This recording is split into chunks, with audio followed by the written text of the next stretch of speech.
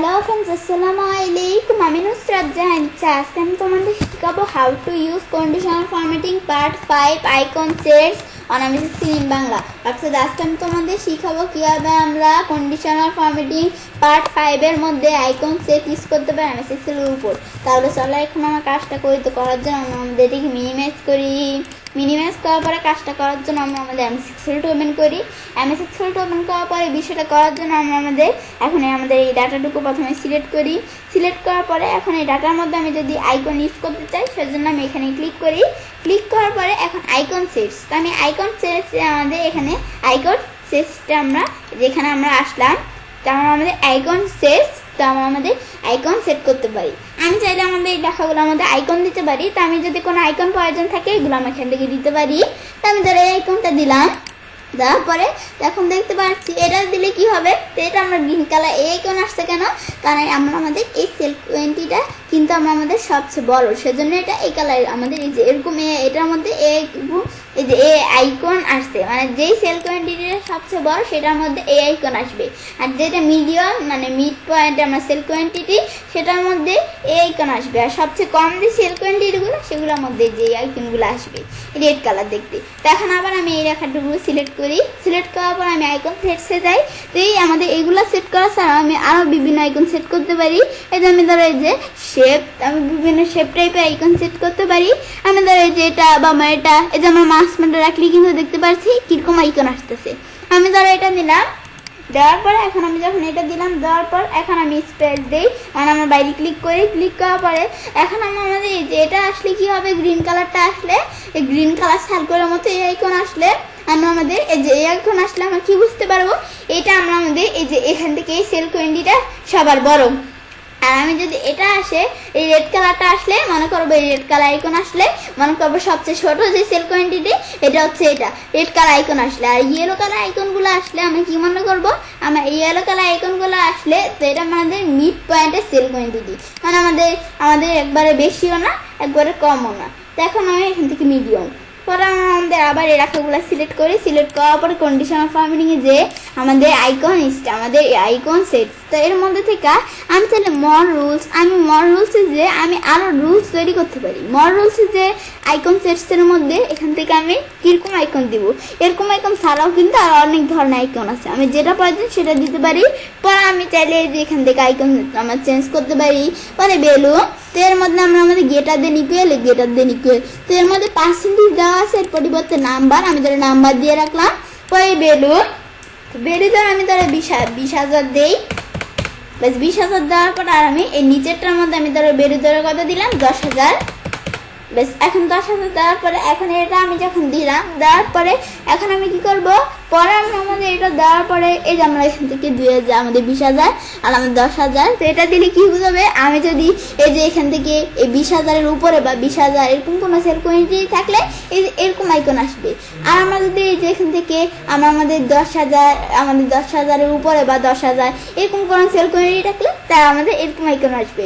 বেশ এটা দেওয়ার পরে এগুলো আমি যখন করলাম, করার পরে যে আমাদের এখান থেকে আমাদের রিভার্স আইকন ওয়ার্ডার, তো এটা আমি এখান থেকে এটা দিলে এই যে আমরা এখান থেকে রিভার্স হবে। তা আমি আগে এটা আমি একটু পরে দেখতেছি। তা আমি দেওয়া আছে কি, প্রথমে এই যে শো আইকন অনলি দিলে আমাদের কিন্তু এখানে সেল কোয়ান্টিটি আছে, কিন্তু শো আইকন অনলি দিলে শুধু আইকনটা শো করবে। এখন আমি ওকে দিই, এই শুধু আইকনটা শো করছে, কিন্তু আমাদের এইগুলো আমাদের কিন্তু শো করে না। পরে আমি কন্ডিশনাল ফরম্যাটিংয়ে আমাদের এই যে এখানে ম্যানেজ রুলে যে পরে এখান থেকে আমি চাইলে রুল ম্যানেজ করতে পারি।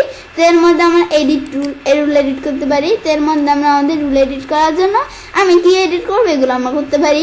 তো এর মধ্যে থেকে আমি কিন্তু এই যে আবার আমি যদি অপশন টিক না উঠে দিই, ওকে দিয়ে আমি অ্যাপ্লাই ওকে যেটাই দিই দিলে এই যে আমাদের এখন কিন্তু দেখতে পাচ্ছি এই যে আমাদের ডাটা সহ সেল কোয়ান্টিটি সহ আইকনটা সেট হয়ে গেছে।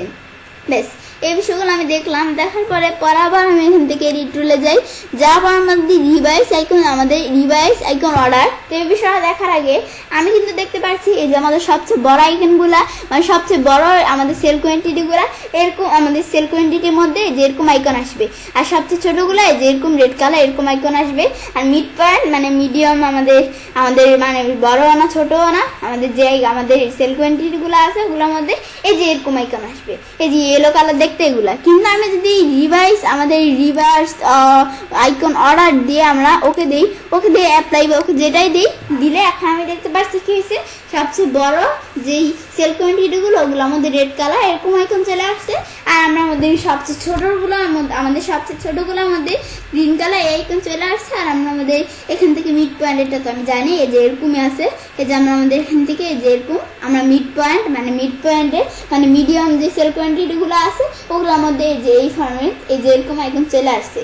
তো আমি এটা আমার দেখলাম, দেখার পরে যে এই কালারে ইয়েলো কালারে এরকম আইকন চলে আসছে। পর আমি এই বিষয়টা দেখার পরে আমি চাইলে আমরা আমাদের এখান থেকে নিউ রুলে ক্লিক করে আমি চাইলে এখান থেকে নতুন রুল তৈরি করতে পারি। পরে আমাদের ডিলেট রুল আমাদের রুল ডিলেট করতে পারি, এডিট রুল এই বিষয়টা আমি আগেই দেখছি। আমি চাইলে নিউ রুলে ক্লিক করে রুল তৈরি করতে পারি বা ডিলেট রুল দিলে এখন রুল ডিলেট হয়ে গেল।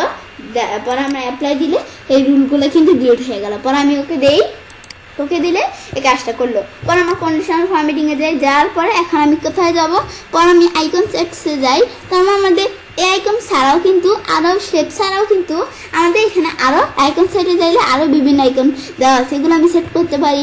এই যে পতাকার মতো এই যে এরকম আইকন দেওয়া আছে, ইন্ডিকেটরসের মধ্যে পরে যে এটা আমাদের এই যে এরকম আইকন দেওয়া আছে, এই যে এরকম দেওয়া আছে। পরে এই যে আমাদের রিডিংসের মধ্যে এই যে এরকম স্টারের মতো এই যে এরকম সার্কেলের মতো এরকম কিন্তু আমরা বিভিন্ন আইকন দেওয়া আছে, তো এগুলো আমি এখান থেকে সেট করতে পারি। পরে এটা আমি দেখার পরে যে এরকম আইকন দেওয়া আছে, যেগুলা মানে আমাদের বিভিন্ন আইকন দেওয়া আছে, যেটা প্রয়োজন সেটাতে আমি কাজ করতে পারি।